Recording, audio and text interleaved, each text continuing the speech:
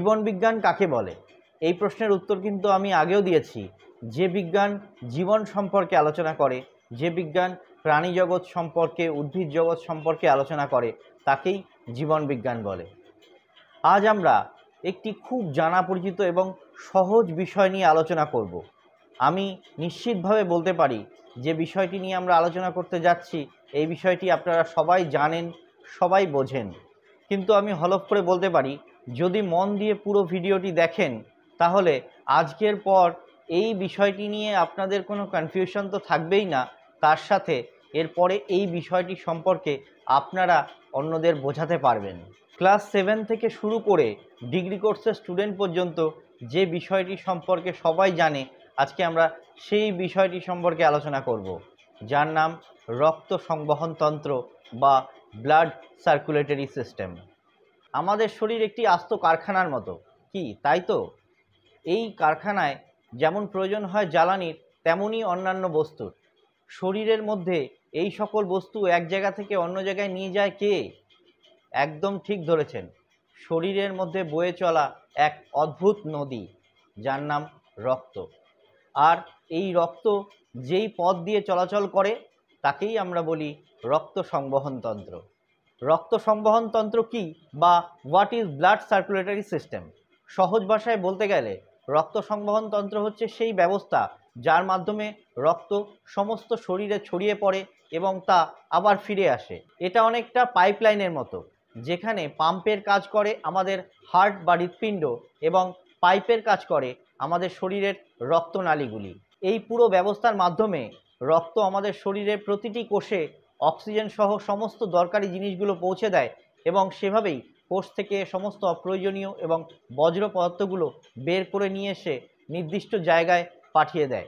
এখন আমরা জানব রক্ত সংবহনতন্ত্রের প্রধান কী উপাদান আছে এবং কিভাবে এই পুরো প্রক্রিয়াটি পরিচালিত হয়। রক্ত সংবহনতন্ত্রের প্রথম এবং প্রধান উপাদান হলো রক্ত। এই রক্তই হচ্ছে আমাদের শরীরের জাদুকরী তরল পদার্থ। রক্ত দেখতে লাল রঙের হলেও এর মধ্যে বিভিন্ন উপাদান রয়েছে, যেমন লোহিত রক্তকণিকা। এই লোহিত রক্তকণিকার কাজ হচ্ছে সমস্ত শরীরে অক্সিজেন সরবরাহ করা। এই লোহিত রক্তকণিকার উপস্থিতির জন্যই রক্তের রং বিশেষত লাল হয়ে থাকে। শ্বেত রক্তকণিকা, এই শ্বেত রক্তকণিকা হচ্ছে আমাদের শরীরের সৈনিক। এরা বাইরের রোগ জীবাণুর সাথে যুদ্ধ করে আমাদের শরীরকে সুস্থ রাখে। অনুচক্রিকা, আমাদের শরীরে কোথাও কেটে গেলে এই অনুচক্রিকার জন্যই রক্ত জমাট বাঁধে এবং আমাদের শরীরের রক্তপাত বন্ধ হয়। রক্তরস, রক্তের প্রায় 55% রক্তরস। এইটি হলো হলুদ রঙের একটি তরল পদার্থ, যার মধ্যে এই রক্তকণিকাগুলো ভাসমান অবস্থায় থাকে এবং বিভিন্ন পুষ্টি উপাদান ও বজ্র পদার্থ বহন করে। রক্ত সংবহনতন্ত্রের দ্বিতীয় উপাদানটি হচ্ছে আমাদের হার্ট বা হৃৎপিণ্ড। আমাদের বুকের বাঁ দিকে একটু হেলে থাকা পেশিবহুল অঙ্গটি হচ্ছে আমাদের শরীরের পাম্প। শরীরের দূষিত রক্ত শিরার মাধ্যমে প্রথমে এই হার্টে যায় এবং হার্ট পাম্প করে সেই দূষিত রক্তকে শুদ্ধ রক্তে পরিণত করে ধমনির মাধ্যমে সমস্ত শরীরে ছড়িয়ে দেয়। চিন্তা করে দেখুন, জন্ম থেকে মৃত্যু পর্যন্ত এই হার্ট একবারের জন্যও থামে না। রক্ত সংবহনতন্ত্রের 3 নম্বর উপাদানটি হলো রক্তনালী। এই রক্তনালী হচ্ছে অনেকটা পাইপের মতো, অর্থাৎ যার মাধ্যমে রক্ত চলাচল করে। এই রক্তনালী প্রধানত 3 ধরনের হয়: শিরা, ধমনী এবং শিরা ও ধমনীর মধ্যবর্তী স্থান। ধমনী, এরা অক্সিজেনযুক্ত রক্ত হৃৎপিণ্ড থেকে সমস্ত শরীরে ছড়িয়ে দেয়। এদের দেয়াল মোটা ও স্থিতিস্থাপক হয়। শিরা, এরা শরীরের সমস্ত জায়গা থেকে কার্বন ডাই অক্সাইডযুক্ত রক্ত হৃৎপিণ্ডে নিয়ে আসে এবং এদের দেয়াল তুলনামূলকভাবে ধমনীর থেকে পাতলা হয়। শিরা এবং ধমনীর মাঝখানে অর্থাৎ মধ্যবর্তী স্থানে কৌশিক জালিকা অর্থাৎ পাতলা চুলের মতো কিছু রক্তনালিকা থাকে। মূলত এই রক্তনালিকাগুলি দিয়েই কোষে অক্সিজেন সরবরাহ হয় এবং কোষ থেকে বজ্র পদার্থগুলো নিষ্কাশিত হয়। 3 নম্বর, রক্ত সংবহনতন্ত্র কিভাবে কাজ করে। 1 নম্বর, ফুসফুস থেকে অক্সিজেন। প্রথমে শুদ্ধ অক্সিজেনযুক্ত রক্ত ফুসফুস থেকে আমাদের হৃৎপিণ্ডের বাম অলিন্দে আসে। 2 নম্বর, এরপর রক্ত বাম নিলয়ে প্রবেশ করে এবং বাম নিলয়ে এই রক্তকে খুব শক্তিশালী পেশির দ্বারা পাম্প করা হয়। 3 নম্বর, ধমনী দিয়ে সারা শরীরে। বাম নিলয় থেকে এই বিশুদ্ধ রক্ত মহাধমনীর মাধ্যমে ছড়িয়ে পড়ে আমাদের সমস্ত শরীরে। তারপর ছোট ছোট ধমনীর দ্বারা সমস্ত ছোট বড় অঙ্গ প্রত্যঙ্গে এই বিশুদ্ধ অক্সিজেনযুক্ত রক্ত আমাদের শরীরের প্রতিটি কোষে পৌঁছে যায়। 4 নম্বর, কৌশিক জালিকার কাজ। ধমনী দ্বারা যখন এই অক্সিজেনযুক্ত এবং পুষ্টি উপাদান কোষের কাছে এসে পৌঁছায়, তখন এই কৌশিক জালিকাগুলি সেই পুষ্টি উপাদান ও অক্সিজেনকে কোষের মধ্যে পৌঁছে দেয় এবং কোষ থেকে বজ্র পদার্থগুলি শিরার মধ্যে অপসারিত করে। 5 নম্বর, শিরা দিয়ে হৃৎপিণ্ডে ফেরা। এই সময় রক্তে যেহেতু কার্বন ডাই অক্সাইড মিশে থাকে, তাই রক্তের রং একটু কালচে এবং গাঢ় ধরনের হয়।